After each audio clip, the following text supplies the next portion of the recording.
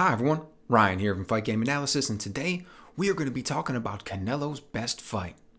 But before we jump into that, if you've been enjoying the content, please go ahead and click on the like button and also subscribe to the channel. Really appreciate your support. Alright, so as a fighter, once you've accumulated enough fights, there's always going to be that one that you're going to be able to look back on and say, that was the best fight. But before we can really identify what the best fight a fighter had is, first we gotta figure out what we mean by best fight. So when we're talking about a guy like Canelo, when we say best, is it referring to his best KO? You know, if that's the case, we may look at the fight with Amir Khan or maybe James Kirkland, right? Those are two fights that where he just absolutely delivered vicious shots and knocked his opponent out.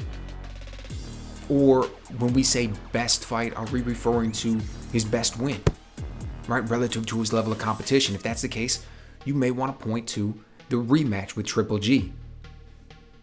I mean, that was a win, and Triple G was an absolute beast at that point in his career. So maybe that's the fight you'd go with. Or maybe you look at the fight with Kovalev, right? A man all the way up at 175 pounds. Canelo comes in there and knocks him out. Right? Those would be legitimate choices. But when I say best, I'm referring to the fight that helped him grow the most.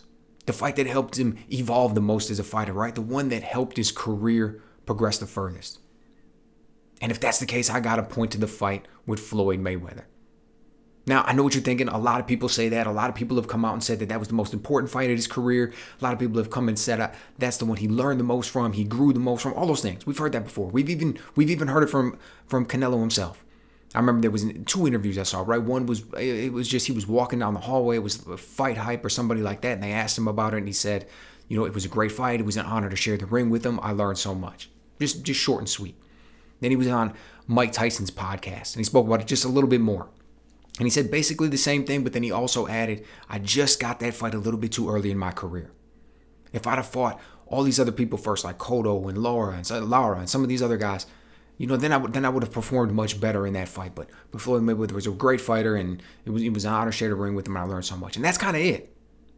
He never really speaks on it more than that. When you hear other people talk about it, they make the general comments, but they never dive into it. They never unpack it a little bit. What is it that makes that his best fight? Or what is it that makes that the fight that he learned so much from? And what did he learn? And that's what I'm looking at. That's what I think is most valuable. And really, when I sit down and I break down the film and I look at his fights beforehand, I look at his fights afterwards, I look at what happened in that fight, I've really got four things that I think he really honed in on, right? Four things that I think he focused on to really help him boost after that fight. And these are all things that he was doing beforehand, but after that fight is when you really saw a key turning point. So number one, applying aggression without throwing punches. It's so key. It's so key to Canelo's style. You see him come out there now, and he is just all about being able to walk a man down without throwing punches. And it's key to what he wants to do, because the more punches that he throws while he's coming in, particularly as the shorter man, the more opportunities he presents to get countered, right? The more opportunities he presents because he's leaving himself open. But if you know how to walk a man down without apply pressure without throwing punches, that works so big in your favor. Not to mention the fact that when you're always there, you're always walking a guy down. It's that psychological factor. It's like he's always got to keep you off. He always stays busy. It uses his energy. It just absorbs that a little bit more from him. Number two is punch placement and punch selection. I feel like he was much more discerning in the punches that he used after that fight. You know, for example, I thought prior to his fight with Mayweather, he used to rely on the jab a little bit more. After that fight, I felt like he didn't use it quite as much.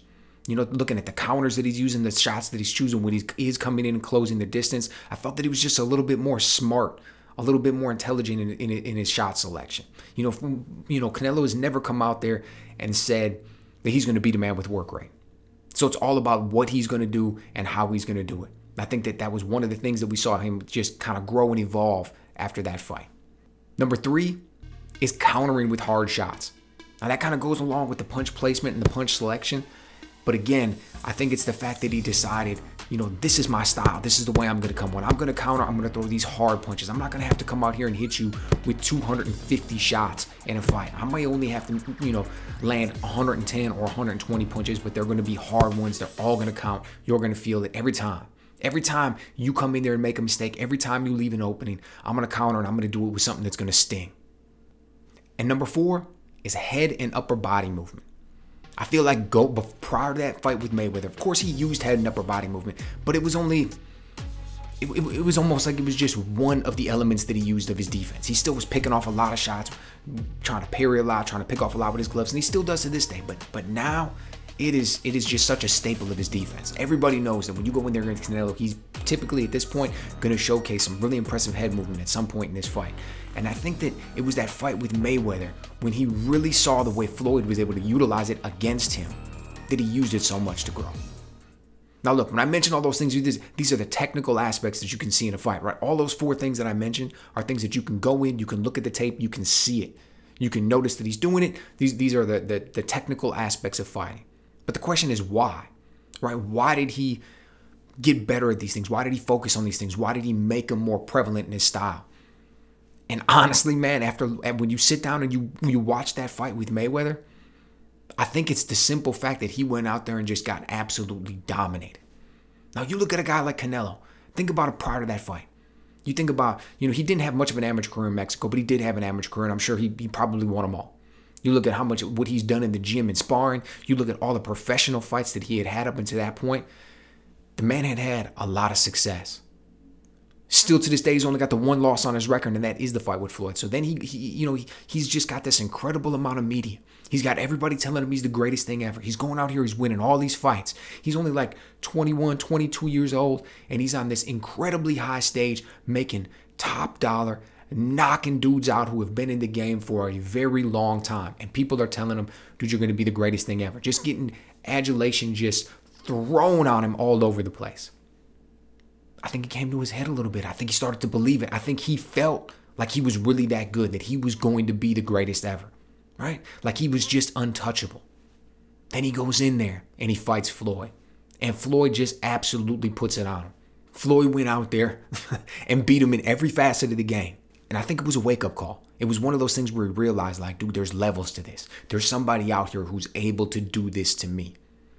If I want to reach my goals, if I want to be the best ever, if I want to do anything relative to what I'm saying, I need to get out here and I need to really focus. I need to put in this time in the gym. And one of those things is you need to identify yourself as a fighter. You got to know who you are. Are you a boxer behind a jab? Are you all about the speed? Are you going out there trying to knock everybody out? Are you a pure counterpuncher? Are you defensively based? You fighting off your back foot? Like, what is it that you're going to do, right? How is it that your style is just evolved and presented? And I think that's what that fight forced him to do. And it's from there that he really just kind of honed in, took things to a whole nother level. And that's the man that we see in front of us today. A guy who at a very young age was able to take that fight with Floyd, take that loss, and learn from it. Be humbled by it so that you had the ability to grow. Instead of walking around with a chip on your shoulder and claiming one thing or another and trying to put it behind you and act as though it didn't happen. Man, he came out in that next fight against Alfredo Angulo, and he was the man on fire. And it was the beginning of the next phase of his career. And I think it was so valuable for him. It did so much. Without that fight, who knows what we'd have today? Would he have the ability to be the same fighter? Sure, in theory.